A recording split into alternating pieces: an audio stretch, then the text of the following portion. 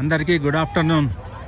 ఇక్కడ చూడండి సారు ఇంత చలిలో ఇంత ఐస్లో మంచిగా బట్టలు లేకుండా వితౌట్ ఏం షర్ట్ వేసుకోకుండా ఇగో ఎట్లా కూర్చున్నాడు చూడండి, స్నానంలో కూర్చున్నాడు. ఈయన ఆది పురుషుడు అంటారు దీన్ని. ఈ సారిది మంచిర్యాల. ఈ సారు మంచిర్యాల కాదు, పెద్దపల్లి వచ్చిండట. కాల్వ శ్రీరాంపూర్ నుంచి వచ్చినట్టే రామస్వామి రవి సారా రవి నగేష్ స్వామి.